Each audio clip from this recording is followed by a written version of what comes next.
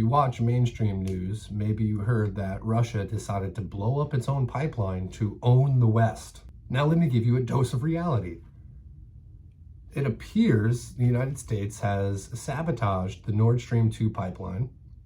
And why would they do that? So most of the pipelines that Russia ships its fossil fuels to Europe in, a lot of them transit through Ukraine. Ukraine charges a tax for that to flow through their country.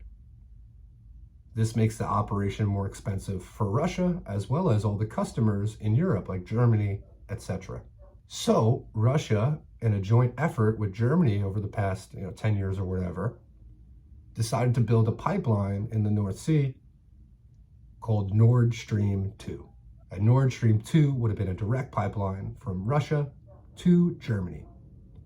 This would have bypassed Ukraine, which means a lot of money out of Ukraine's pockets, but it also means a lot more money into the pockets of Russian corporations and European citizens. This is a problem for the United States. Number one, the United States has a whole shitload of liquefied natural gas that it would like to slowly move across the ocean in boats to Europe and sell to them for a much higher price than what Russia would offer them. So we have Permian Basin oil barons to think about. The United States became the largest exporter of liquefied natural gas, or LNG, in December of 2021, surpassing Qatar and Australia. Production and deliveries started to bear fruit for the industry as deliveries to Europe help relieve the continent's energy crisis. Within 10 years, shale drilling and surging investment in liquefaction facilities turned the United States from a net importer to the largest LNG exporter. But supply from the U.S. is not the only reason competition has been heating up in the LNG market. This pipeline is between two historical adversaries, the Germanic and Russian peoples. U.S. doesn't like that. Number three, this pipeline helps to further integrate and normalize Russia into European life, which they have tried to do forever and have constantly been pushed away. And number four, the United States would like to keep Europe as its subservient client states. Having Nord Stream 2 disrupts that because it gives Europe energy independence from the United States, as well as strengthens ties between Russia and Europe. Let's listen to Sleepy Joe talk about what would happen if Russian tanks and troops cross the border into Ukraine. Let me answer the first question first. If Russia invades, that means tanks or troops crossing the border of Ukraine again. Then there will be no longer a Nord Stream 2. We will bring an end to it.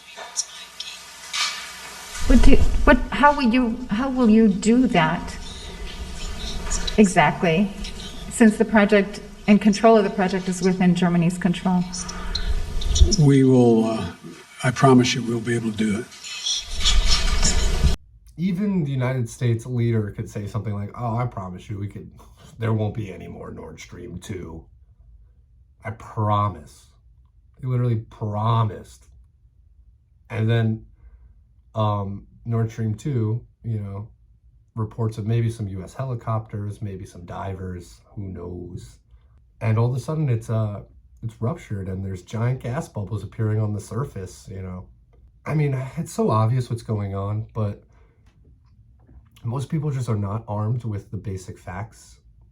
And then Trump broke everyone's critical thinking. So anyone who is liberal-minded automatically is going to be like, no, it's Trump and Russia, and it's evil, it's Putin, blah, blah, blah. I'm not listening. I don't want to hear anything. Don't break my worldview.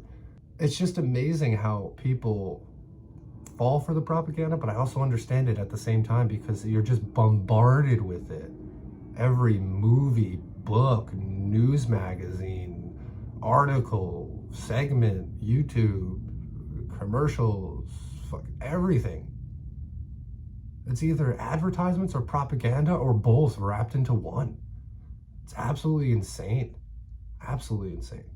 We have Big Daddy Joe saying he will take down Nord Stream 2, and then Nord Stream 2 is sabotaged. Remember when Biden warned that there was going to be a cold winter or whatever last year for the unvaccinated people are all going to die, blah, blah, blah, blah, blah.